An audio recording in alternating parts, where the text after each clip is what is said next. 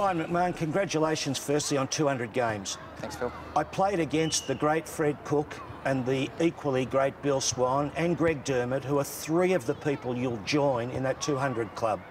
Has it sunk in how profound that is?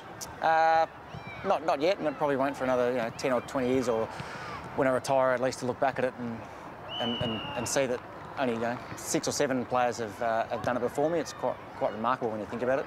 Ryan, you are known for your courage. Where does it come from, and why do you do it? I just do it because I've got obviously a desire to win the ball and obviously inspire my teammates. And I think courage, it is hard to find, but it's something so simple that you can do whether you're getting possessions or not getting possessions on the day. You can always attack the ball with great courage. Same with pressure and tackles, all that sort of things. It's interesting, we often talk about fathers and sons. Your father, David, played more than 200 games with Fitzroy, was a tough, hard-at-it, highly regarded player. What did you learn from him? Or what did you get from him apart from the genes? Well, he doesn't actually give me too much advice. He just comes down and sits in the outer and watches the game. He gives me a point here and there, but he definitely had courage as well. I think he attacked the ball with the similar sort of style I've got, so hopefully I think I've picked that up from him. We were here one day when you were knocked out. We're far more sensitive in the modern game about concussion and the impact on players. Do you worry about that now? And what about your family? Are they concerned? Yeah, I guess my mum worries about it. Obviously the wife worries about it as well. The one against Geelong, I think a couple of years ago, it took me probably a good 3 or 4 days to really recover. Memory was at a loss, and it was, as I said to you the other day, I got home and saw the wedding ring on the wife's finger and asked her, "Gee, are we married?" And she responded, "Yes." So that was a big hit that day. But so there's a funnier side to concussion sometimes. Yes, there is. You've been lucky to play in a couple of grand finals, and you've made the finals every year under Gary Ayres. What's been Gary Ayres' biggest influence on the group of players at Port Melbourne? Probably, as I said before, he comes down, he just commands respect straight away. So from the first day he came down here, obviously his past history, he's got a formidable past history, but he commanded respect, and he really gives the players an opportunity to say and have a say in our game plan, in our game style. There were times in his AFL career when he was a bit scary. Is he ever scary in the Port rooms? Yeah, luckily we win a lot of games, Phil, but he has shown glimpses of the scariness in the rooms. He has got a bit of a glint in his eye, so I wouldn't want to have played against him back in the 80s. So tell us about being a standalone club. You go out to work every day, you have to come to training in the evening, you train under lights, and on the weekend you can play a team with 14 AFL players who do nothing but practice for football. How do you manage that? Yeah, it is tough, and you've really got to admire all those VFL players who do that week in, week out, and do play the 100, 150, 200 games, because it is a huge commitment to go to work from 7 till 5.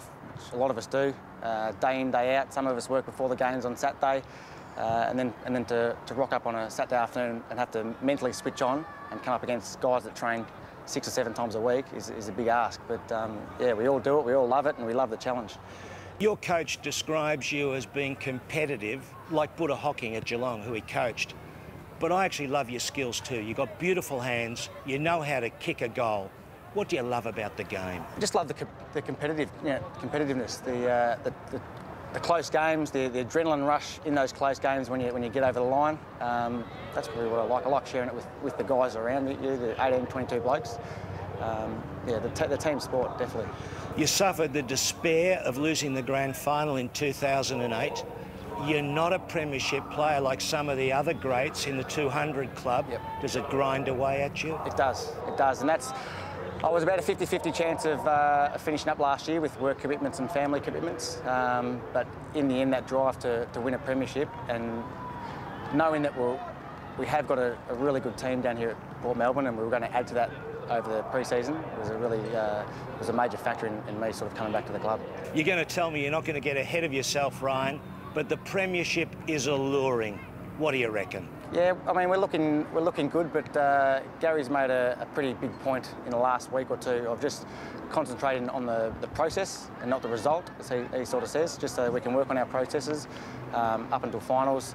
And then in the final series, you know over the last couple of years that if you don't turn up on the day, no matter how good you win in the season, you're not going to win. So that's why I think he just wants to concentrate on the process and get them right, so that all the little things we look after and tick the boxes, as you said. We really wish you well, Ryan.